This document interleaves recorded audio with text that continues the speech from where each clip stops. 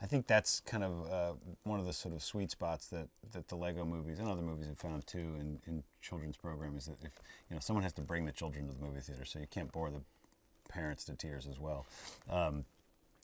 So there's a lot of jokes that just get slipped in, references to things that will go right over an 8-year-old's head, but will land and be very funny to an adult, and I think they do that with great success. They are constantly sort of wedging these smaller jokes in between the cracks, that can keep the parents entertained as well.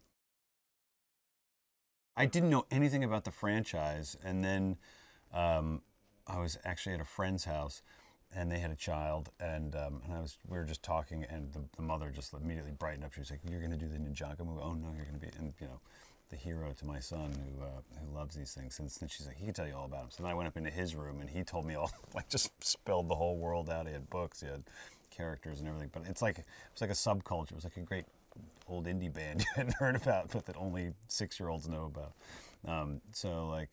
He basically just sort of walked me through it. Then I, of course, talked to Charlie Bean, and he sort of filled me in and showed me all the visuals and the kind of world that they were going to be in and interacting in, and what they were going to kind of try and do differently from some of the previous Lego movies. And it's a bad guy, so I loved sort of playing that guy. Anytime we get to play a big broad villain, I think it's a lot of fun.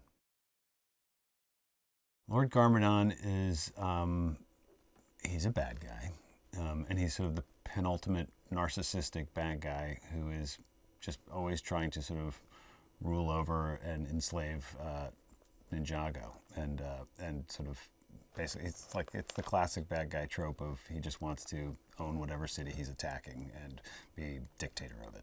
And on a personal note, he's highly narcissistic, sees the world sort of through everyone else's eyes, how they see him. He's kind of that guy who would be, enough about me, but what do you think of me?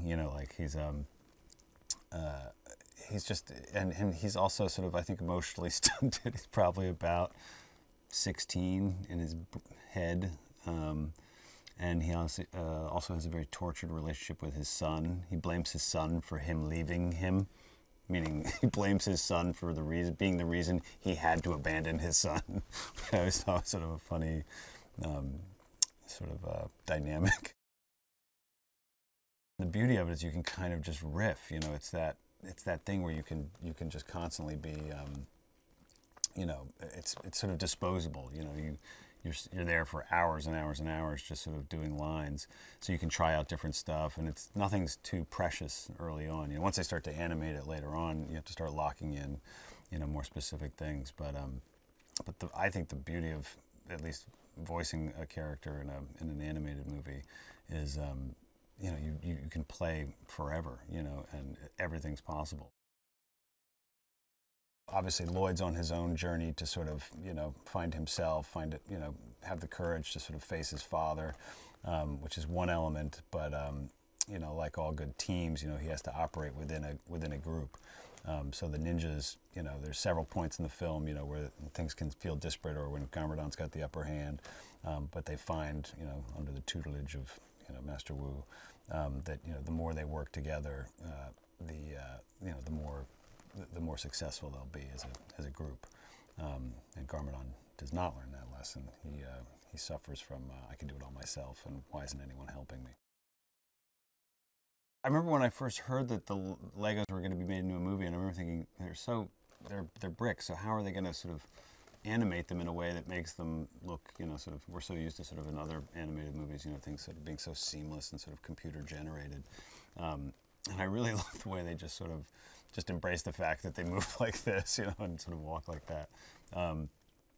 So I think that's kind of what was the appeal of that movie. I mean, aside from brilliant writing, directing, and all the rest of it, but I was blown away by the way, the hyper real. I like that they embraced the hyper realism of the Lego bricks.